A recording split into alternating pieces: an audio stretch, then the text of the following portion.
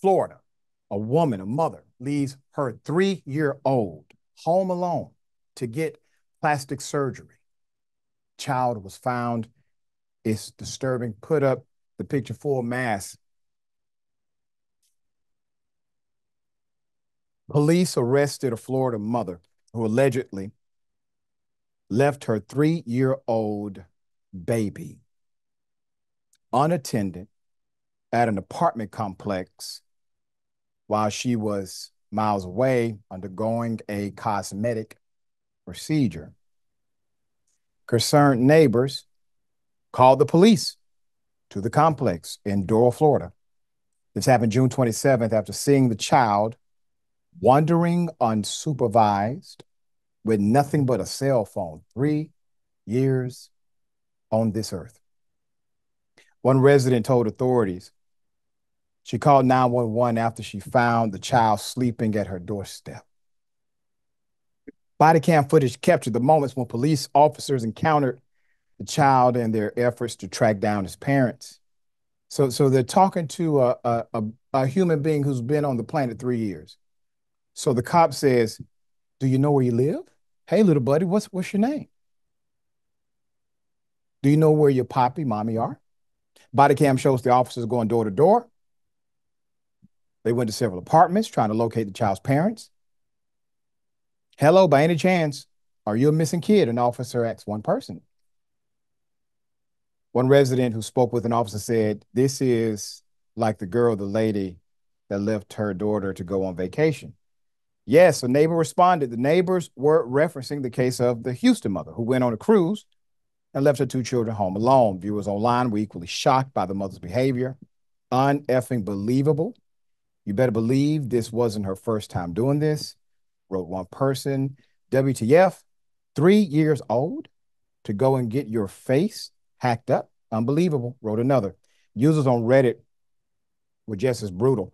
Quote, people do stuff like this and then get legal slaps on the wrist. It's insane. Anything could have happened to that poor kid. He could have started a fire in the apartment. He could have been kidnapped, went out roaming alone, or hit by a car.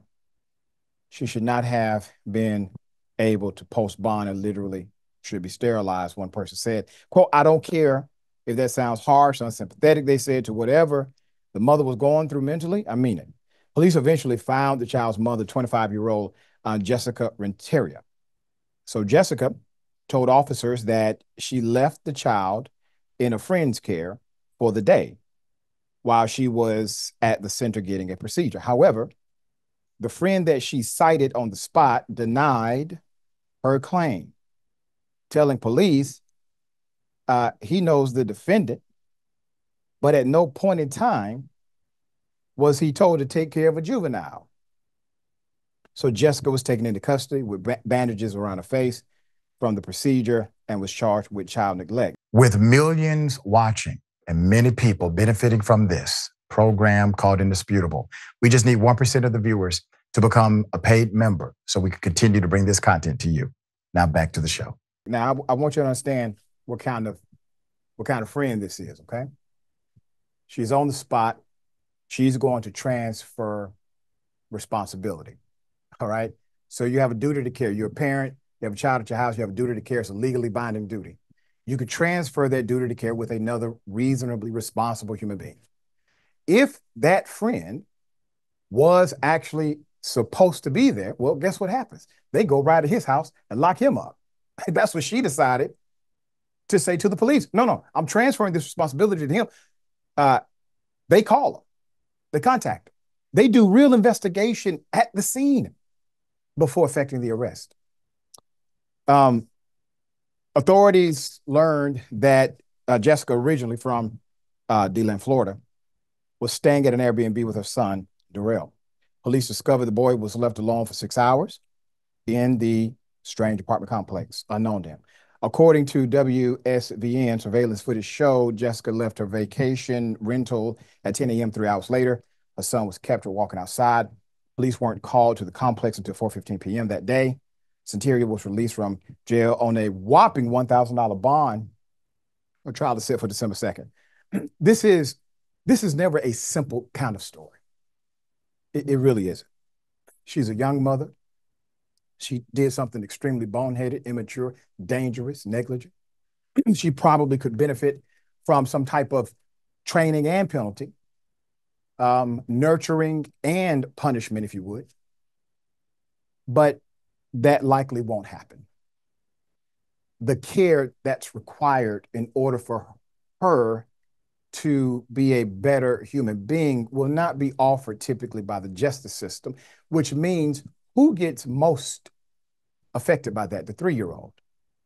The 3-year-old is the most adversely affected by it. Um, it makes me, it breaks my heart. I was a foster child. And the gift of having a child who loves you, looks up to you, the purity of that transforms you typically. And you can't say you didn't have a couple of dollars because cosmetic surgery isn't exactly covered under a healthcare plan. So, how did this happen? It happened because of our inability at times in the human race to value life, even if it comes from us. Jackson, thoughts here? I got a few thoughts. One, as you alluded to, there's a lot of help that this young mother needs because there just seems to be a lot that's not going on up here in Yeah. terms of empathy, foresight, and just general responsibility. Also, the power of peer pressure within society, because that's really what this was to make this decision, beauty standards, what we think we need in order to be accepted or to be worthy, whether that be how much money we have, the status that we have. Generally, people are pursuing the same things through different means, and it can be this powerful. And we've seen other examples of it. But also, clearly this young mother again is dealing with what we all deal with, in that really it's our environments that shape us in so many different ways. The way that we learn how to deal with ourselves, with the way we learn how to deal with anxiety, the way we learn how to just relate to the world in general. So much of that is impacted by how we grow up. And, as you pointed out, you were a foster child. I wasn't, but, just from our different points of view, and now that I'm an adult, Yeah. I'm 32, you just understand these things a lot better. And I feel like that kind of helps transform your perspective on what we're here for, and which I believe is we're here to make the world good. That's right, dear Um, brother. so, yeah. That's right. That's right. I tell my college students we are 3 E's: experiences, exposures, and environments. It makes us who we are.